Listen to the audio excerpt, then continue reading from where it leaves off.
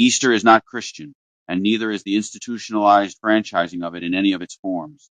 Something has been wrong with the morning for a very long time, and most of the people inside it have never had the language to say what it is. The wrongness is not in the theology. It is in the walls. It is in the architecture of the day itself. It is in the name on the door. The holiday you are celebrating this Sunday is called Easter. That word is not Hebrew. It is not Greek. It is not Latin. It is the name of a goddess, Oster, Germanic, Anglo-Saxon. Her sacred animal is the rabbit you put in the basket. Her symbol is the egg your child found in the grass this morning. Her festival was the spring equinox, the precise cosmological moment when light overtakes darkness, the annual resurrection of the earth from the grip of winter, and the name on the holiest morning in the Christian calendar is her name, and the generation that placed her name on the door of the faith has been dust for 17 centuries, and the generation living inside it has never been permitted to know what they are living inside, and the specific horror of that sentence is not the goddess. It is the 17 centuries of silence around her, 17 centuries of rabbits in baskets and eggs in grass, and nobody in the building allowed to say what the rabbit actually is, or whose name is actually on the morning. The Venerable Bede documented it in 725 AD, an 8th century English monk, a church historian, not a provocateur. The Anglo-Saxon month of April was Easterminath, named after the goddess. Her symbols predate Christianity by more centuries than Christianity has existed. The institution absorbed the festival, kept the name, kept the rabbit, kept the egg, kept the timing, and told you it was the resurrection of the Son of God. And the silence around all of this has been so thorough, so long-standing, so structurally maintained, that most of the people sitting in those pews this morning experience the silence itself as simply the way things are. That experience of inevitability is not accidental. It is itself part of the mechanism. And before I'm done, you will understand exactly whose mechanism it is, and exactly how it works, and exactly what it has been doing with the power that the building of it required. You have been sitting in that building your whole life, feeling like something was not adding up, and nobody in the building was allowed to tell you what it was. That feeling is not a symptom of weak faith or insufficient devotion. It is the accurate perception of someone who can smell the room correctly and simply has not yet been given the name of what they are smelling. The hunger you brought to that pew was real. The longing for something larger than the ordinary weight of existence, for contact with what is genuinely sacred, for a tradition that was as large as the need that drove you into it. That hunger was real, and it is real, and the faith you were handed was supposed to satisfy it. Something in you has always known that the distance between what was being promised and what was actually being delivered was wider than it should be. You gave your time and your money and your loyalty, and you raised your children inside the system, and you watched your neighbor's children come home in flag-draped coffins, and the pastor called it sacrifice, and the congregation called it faith, and somewhere beneath all of it, in a place that did not have language yet, you felt the space where something had been removed. That space is the volume of what was taken. And what was taken deliberately, across many centuries, by many hands, and the taking left a specific shape of absence that the hunger you brought was actually designed to fill. And you have been sitting in the space left by the removal, and calling the space the faith, because nobody was permitted to tell you what used to occupy it. Here is who moved things, and when and in what order, and I am going to say it the way a man says something he has verified and is no longer willing to watch be ignored.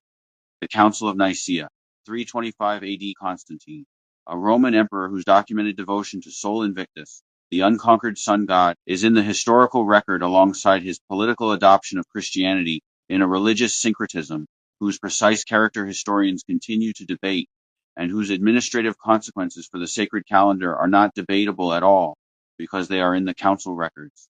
Constantine moved the Sabbath from Saturday to Sunday, the day named for the sun god, not God, not the apostles, an emperor who worshipped the sun.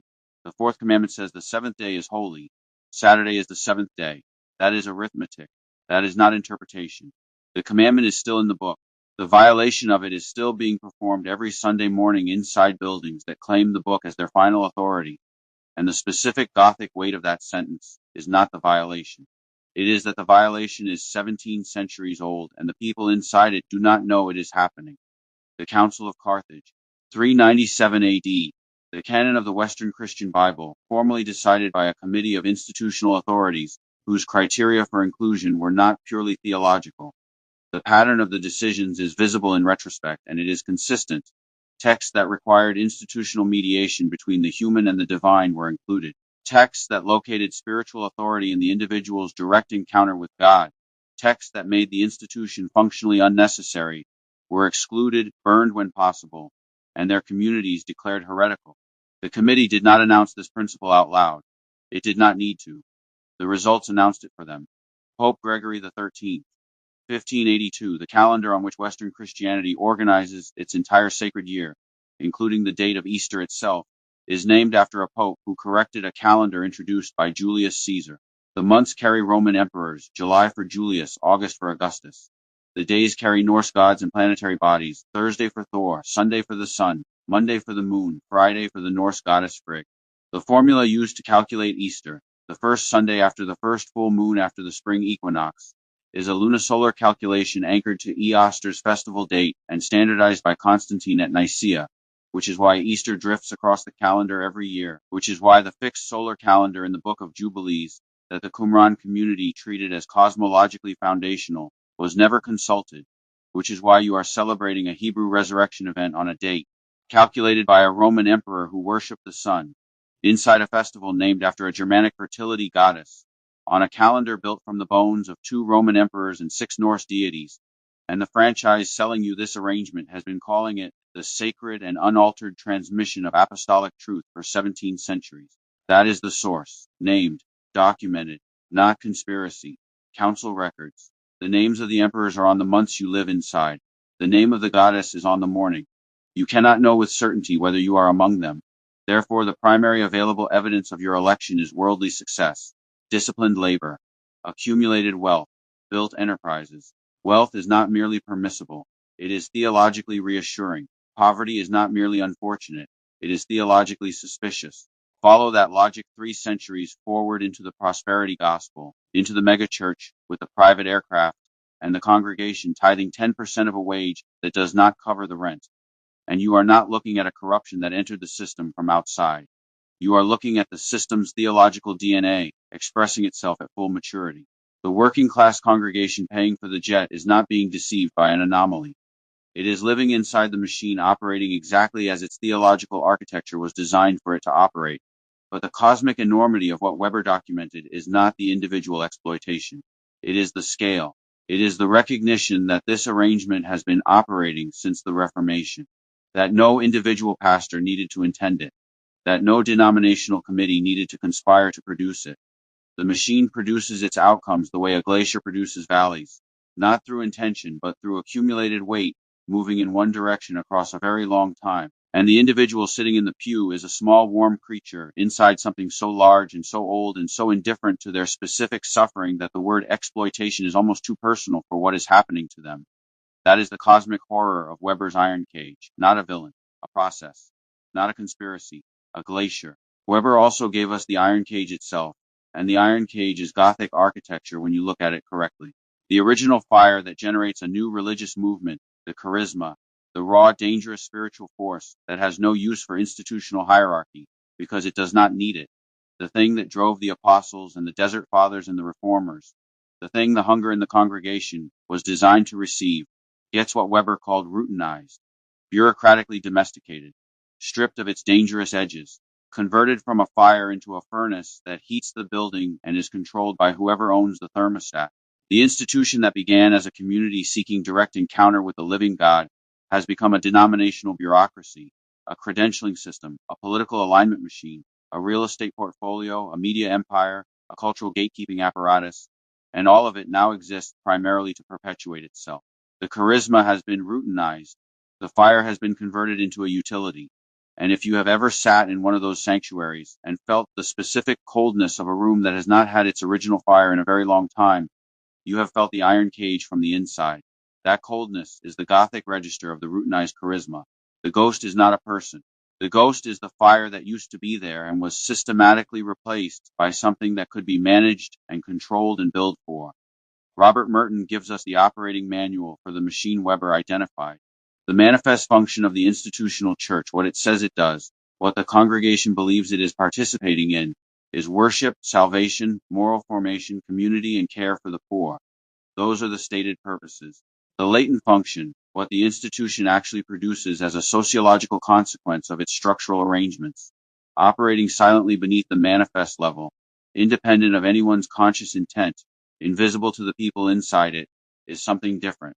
The latent function is social control, the legitimization of class hierarchy, the production of culturally compliant citizens who experience their economic position as reflecting the divine order rather than the political one, and the manufacture of consent for military adventures whose costs are borne entirely by the congregation, and whose benefits flow entirely to the class that funds the political infrastructure of the denomination blessing those adventures. Merton's framework does not require you to accuse anyone of lying. It does not require a conscious conspiracy. It requires only that you look at what the institution produces rather than what it claims to produce, because institutions produce what their structural arrangements make probable, regardless of what any individual inside them intends.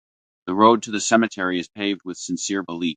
The sincerity does not redirect the road. And the cosmic scale of the Merton indictment is that it could not be stopped by replacing the individuals inside it with better ones, because the mechanism is not located in the individuals. It is located in the arrangements. It is located in the structure. The structure will produce the same outcomes from a room full of sincere and well-meaning people that it produces from a room full of cynical and self-serving ones, because the structure does not care who is sitting in it. The machine does not know your name. That is the cosmic horror of the latent function. Not malice, not conspiracy. The indifference of structure operating at scale across centuries. Here is Merton's Matthew effect, and I want to say this as plainly as possible, because the plainness is what it deserves. The sociological concept that most precisely describes the economic mechanism currently devastating the working class congregations of American institutional Christianity is named after a verse from the gospel of the man those congregations worship. Matthew 25, verse 29, to everyone who has, more will be given, but from the one who has not, even what he has will be taken away. Merton documented this as a universal law of cumulative advantage, resources, recognition, and power accumulate at the top of any hierarchical system while being stripped from the bottom, and the accumulation accelerates because each increment of advantage generates further increments. The institution that claims to follow the man who blessed the poor has become the primary cultural legitimizer of the Matthew effect. It took the text about cumulative advantage, stripped it of its original context and its moral warning, and turned it into a blessing over the system, producing cumulative disadvantage for its own membership. That is not literary irony. That is structural catastrophe. And here is Merton's strain theory, which explains the cemeteries. When a culture prescribes certain goals as the measure of human worth, God and country and Christian civilization, while systematically denying large portions of the population legitimate access to the means of achieving those goals, the gap produces strain, and strain produces predictable responses. And one of those responses is ritualism, the compulsive intensification of the behaviors symbolically associated with the goal, even after any realistic expectation of achieving the goal has been abandoned. The working class Christian family told by its church and its television and its cultural inheritance that God and country are the supreme values worth dying for, while being systematically excluded from the class that actually benefits from the defense of those values, responds to the strain by performing the ritual of patriotic sacrifice with maximum intensity, because the ritual is the only access to the prescribed goal available to people with no other institutional leverage. Their children enlist. The yellow ribbon goes on the truck. They stand for the anthem. They vote for the candidates the denomination endorses. They perform the rituals of a system whose material benefits flow upward and away from them, because the rituals are what the system has made available as a substitute for the actual goods the system is extracting from their lives. The children in the cemeteries are strain theory operating at scale inside an institution whose theological infrastructure Weber documented was designed to make the arrangement feel like divine will. And the Muslims did not your children to die for mammon. The Russians did not. The Chinese did not. The LGBTQ community did not. The people who sent your children to die for mammon attend the same churches, read from the same filtered canon, celebrate the same renamed goddess's holiday, and call the arrangement the will of God, while Weber's theodicy of good fortune assures them that their prosperity is the proof of their election, and the poverty of the families burying their children is the proof of something else entirely. Jonathan Haidt documented that human beings carry 6 foundational moral systems: care, fairness, loyalty, authority, sanctity, and liberty, and that communities weight them differently, producing moral universes so different they struggle to communicate across the divide. The institutional church has become a masterclass in the exploitation of three specific foundations: loyalty, authority, and sanctity, while systematically suppressing the one the text places at the absolute center of its ethical universe: care. The congregation is trained from childhood to experience loyalty to the group as the primary moral virtue, authority as the voice of God, and sanctity boundaries as the front line of the cosmic battle. These three, maximally activated and mutually reinforcing, produce a moral psychology so tightly organized around group maintenance and hierarchical deference that the care foundation, the stranger on the road is your neighbor, love your enemies, whatever you do to the least of these you do to me, cannot gain traction inside the architecture the institution has constructed. The care foundation is not absent. It has been weighted below loyalty, authority, and sanctity so consistently and for so long that in any conflict between them it loses automatically. The result is a moral psychology that can simultaneously celebrate the resurrection of the man who made care the supreme virtue and vote for the political arrangements that most efficiently harm the people that man specifically identified as the objects of that care. Haidt would call this moral foundations capture. I would call it the theft of the conscience by the institution claiming to form it. Lawrence Kohlberg documented that moral development moves through stages, from the pre-conventional morality of the child who avoids punishment and seeks reward, through the conventional morality of the person who follows group rules because the group requires it, to the post-conventional morality of the person who operates from universal ethical principles that supersede any particular group's rules when the two conflict. The institutional church has a profound structural interest in keeping its membership at the conventional stage, because post-conventional moral reasoning is the stage at which the individual measures the institution's behavior against universal ethical principles and finds the institution wanting.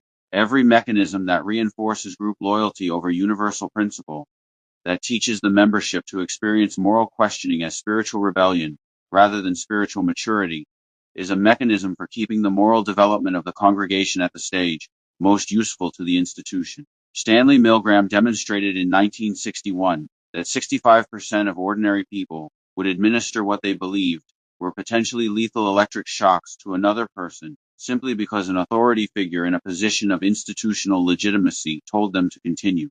The conclusion has never been refuted. The capacity for harm under institutional authority is not a function of individual pathology. It is a function of the situation. The pastor's collar is the white lab coat. The denominational endorsement is the white lab coat. The flag in the corner of the sanctuary is the white lab coat. The uniform does not make the order right. It makes the order feel authorized. And feeling authorized is enough for most people most of the time.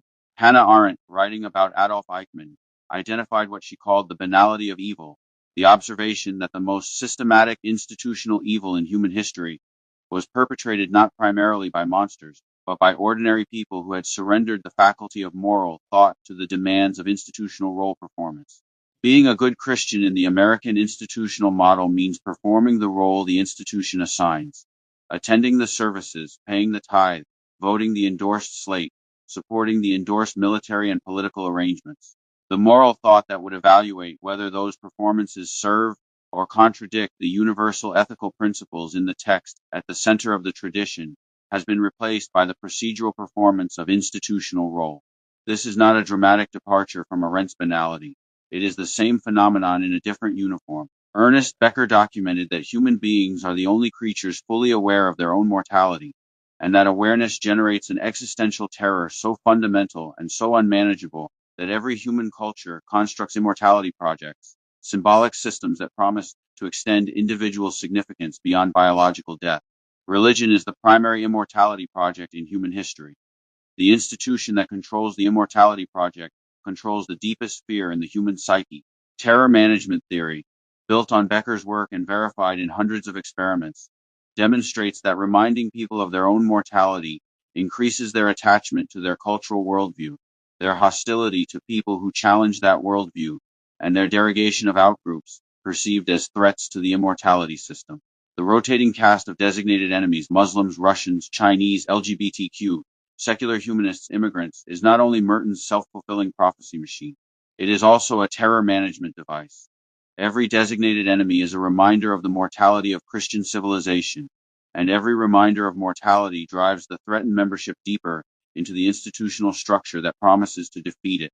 The cemeteries fill because the terror of death is being harvested as a political resource by an institution built to be trusted with the deepest fears of the human soul. Robert Lifton identified 8 criteria of ideological totalism, the thought-controlling environments that produce the psychology of the true believer: milieu control, mystical manipulation, the demand for purity, sacred science, loading the language, doctrine over person, and the dispensing of existence, which positions the institution as the exclusive gateway to ultimate reality. Running the American institutional megachurch through Lifton's criteria produces a checklist that gets checked, not because every pastor is consciously deploying thought reform techniques, because the institutional architecture has evolved over centuries into a structure that produces the functional outcomes of thought reform, regardless of any individual participant's conscious intent. The sincerity of the participants does not change the architecture. The architecture changes the participants. Now I want to tell you what was taken, and I want to carry the full weight of what I am saying when I say it, because what was taken from people who died to protect it, and the documents waited 2,000 years in clay jars above the salt sea for someone to find them and read them and understand what they were. And when they were found, they said exactly what the communities that died to protect them said they would say.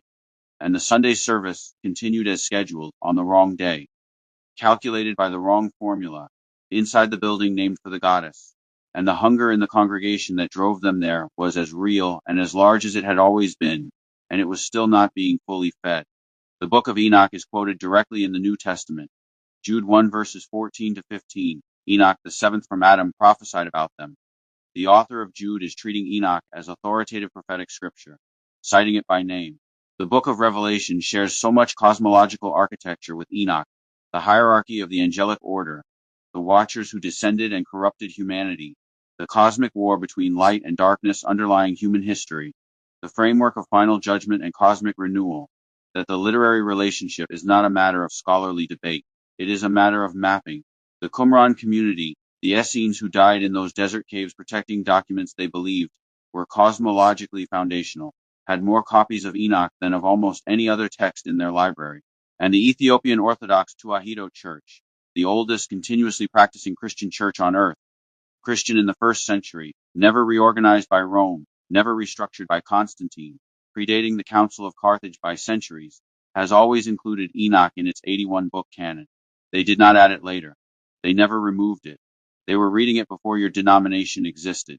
When someone tells you the book of Enoch is peripheral to the tradition, the appropriate response is to point at Addis Ababa and ask how the oldest Christian church on earth has been wrong about its own canon since the apostolic age. The Book of Giants, recovered in multiple fragments among the Dead Sea Scrolls, extends the Enochian narrative of the Watchers and the Nephilim, and among the named figures in the Book of Giants are Gilgamesh and Humbaba, heroes of Mesopotamian epic tradition, the oldest written literature in human history, appearing inside a Hebrew religious text preserved in a Jewish sacred library. The Qumran community placed Gilgamesh inside a Hebrew theological document and preserved that placement as sacred. They understood it as confirmation that the same deep truth was expressing itself across different cultural vocabularies, that the sacred story was not the exclusive property of one tribe, but the common inheritance of every civilization deep enough to ask the foundational questions. The Book of Adam and Eve, preserved independently in Ethiopian, Armenian, Georgian, Slavonic, and Latin versions, meaning ancient communities across enormous geographic and cultural distance, all considered it authoritative enough to maintain across centuries, contains the single most theologically significant moment in the entire suppressed library. It contains Satan's explanation in his own voice for why he refused to bow before Adam when God commanded it. He was created before Adam. He is superior by the order of creation. He will not worship what was made after him. Every sermon ever preached about Lucifer's rebellion, about the origin of pride as the foundational spiritual catastrophe, has been drawing on a narrative whose primary source document was suppressed. The congregation has been receiving the theological conclusion without the evidence that produces it for 17 centuries. The Gnostic tradition understood the mechanism of this suppression with a clarity the mainstream has never been comfortable acknowledging. Gnosis, direct experiential and textual knowledge of the divine reality, is precisely what any system of mediated institutional control must prevent the human being from accessing if the dependency architecture is to be maintained. The suppression of texts that locate spiritual authority in the individual's direct encounter with the divine, that make institutional mediation unnecessary, is not an accident of historical circumstance.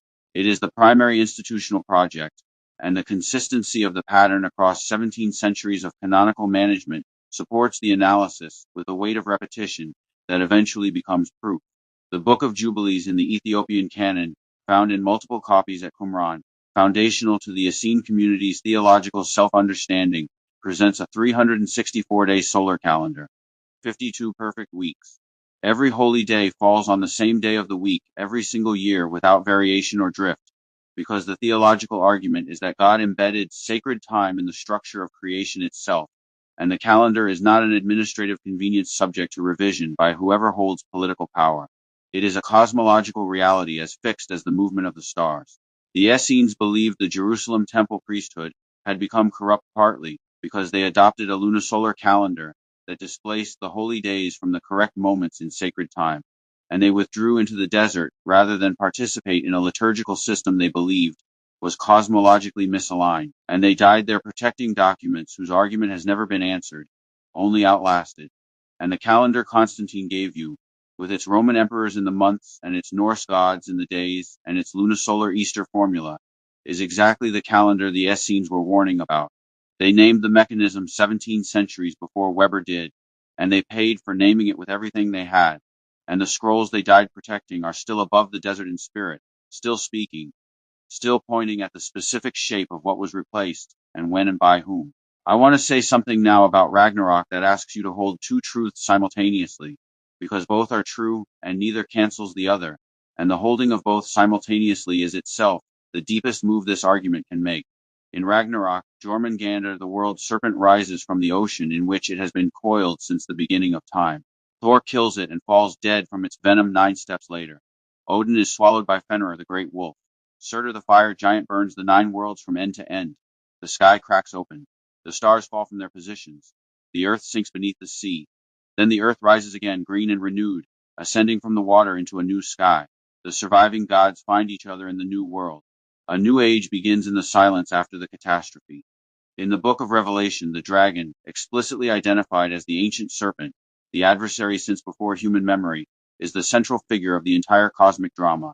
The Lamb conquers through the mechanism of its own death. The old heaven and the old earth pass away entirely. The sea gives up its dead and then ceases to exist. Stars fall from heaven. Fire descends from above. The earth is destroyed and remade. A new Jerusalem descends like a bride adorned for her wedding. A new age begins in the silence where the old world used to be. Both visions center on a serpent as the primary cosmic adversary. Both involve catastrophic fire. Both involve stars falling. Both involve the earth sinking and rising renewed from water. Both culminate in a new world from the total destruction of everything that preceded it. The structural identity is not superficial. It is architectural. It is the same building in different cultural materials. And the Norse looked into that abyss, and the Hebrew apocalyptic writers looked into that abyss, and they were looking at the same abyss from different sides of the same mountain, and neither of them knew the other was there, and the mountain was always larger than either side of it. And you have been living on one slope your whole life, being told it was the only slope, and the people who died on the other slope trying to describe the same summit were called pagans and heretics, and their descriptions were burned, and the mountain did not become smaller because the descriptions were burned. It remained the mountain. It remains the mountain now. Carl Jung documented that the collective unconscious, the shared deep layer of human experience inherited across the full span of human history, knows certain things about existence that it cannot help expressing in every culture deep enough to ask the foundational questions. It knows that existence involves a cosmic adversary who takes the form of a serpent. It knows the world will be destroyed by fire and rise renewed from water. The Mesopotamians had their cosmic serpent and their flood. The Egyptians had Apep, the serpent of chaos, and the nightly death and resurrection of the sun. The Norse had Ragnarok. The Hebrew apocalyptic tradition had Enoch and Daniel and Revelation. Every civilization that has achieved sufficient depth of reflection has arrived at the same vision by a different path, because the path leads to the same mountain, regardless of which side you approach from. The tradition that claims its version of this universal human vision is the only true version, the sealed and exclusive deposit of cosmic truth inaccessible to every other human community that independently arrived at the same place, is not making a theological claim about the nature of God. It is making a territorial claim about the ownership of something that belongs to the full width of human spiritual experience. The Book of Giants with Gilgamesh in it is the suppression beginning to fail. The Ethiopian canon preserving what Rome discarded is the suppression beginning to fail. Ragnarok standing beside Revelation as its structural twin is the suppression beginning to fail. The mountain was always larger than the side of it you were shown. Some people knew this. They were either killed or their books were burned or both. The scrolls they died protecting are still telling us what they knew. Platonism says the form is still there beneath the layers of shadow, the form of the good, the form of justice, the form of truth, unchanged by the institutional decisions that replaced it with a copy and presented the copy as the original.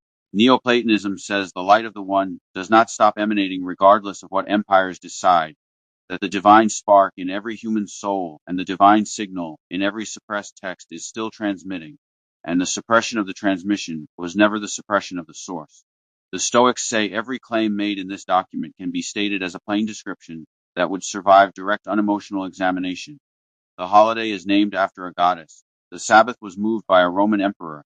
The canon was decided by a committee with political interests, and the logos, the universal rational principle in which all human beings participate equally regardless of cultural origin, is not served by imprecision about any of this. Kant says the principle operating in the institution, the principle of reorganizing sacred material to serve political convenience, and presenting the reorganization as original divine transmission, cannot be universalized without destroying the concept of sacred truth entirely, which means the principle fails the categorical imperative, which means the failure is not an opinion but a logical proof.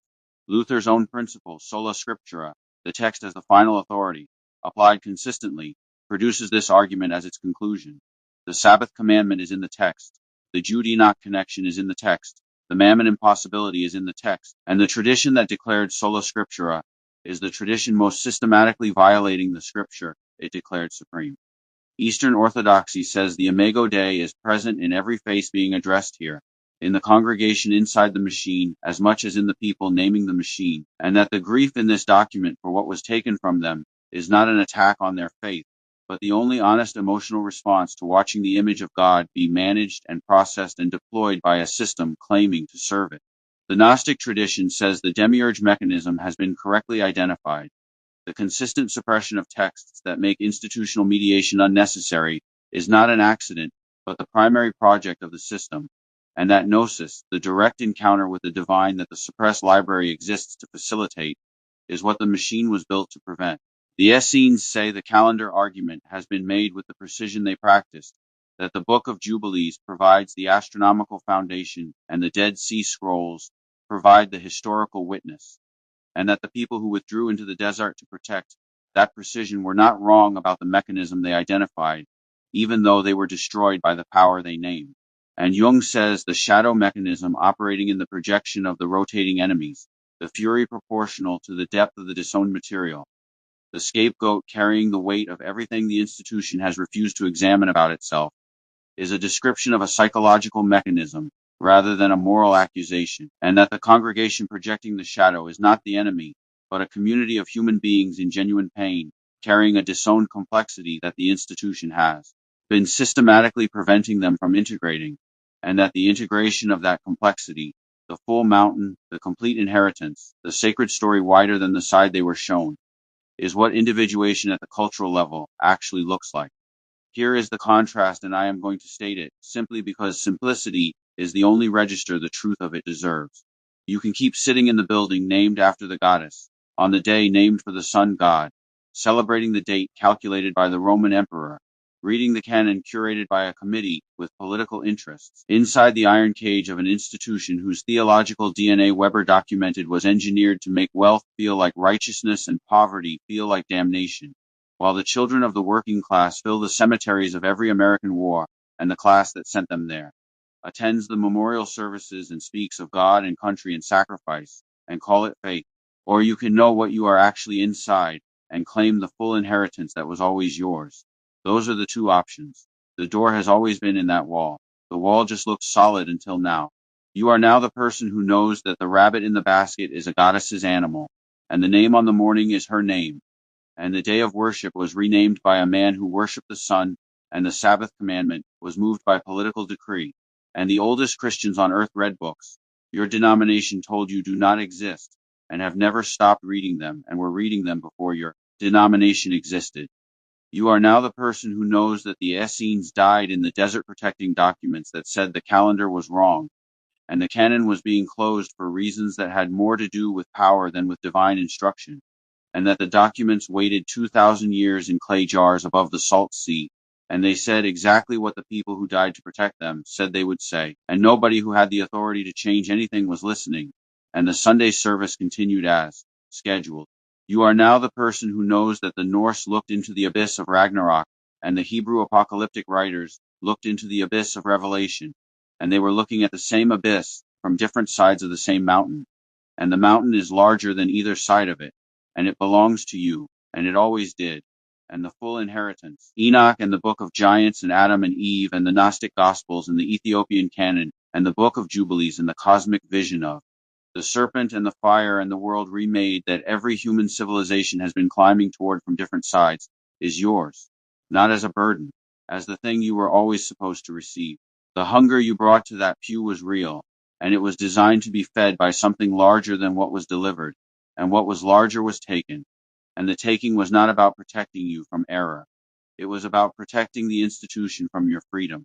And there is a difference between those two things significant enough to have been filling cemeteries and burning books and breaking communities for 17 centuries. And it is past time to say so plainly, on the morning named for the goddess, on the day named for the sun, in the calendar named for the emperor, inside the iron cage built from the routinized charisma of a fire that was never the institution's property to manage. The tomb had no guest list. The light has no territorial boundary. The mountain is considerably larger than the side of it you have been permitted to see, and you deserve to know that, not because the knowing destroys the sacred, because the knowing is what the sacred has always required of you, and has been systematically prevented from requiring of you by the institution claiming to transmit it. The only question remaining is whether you are ready to claim what was always yours.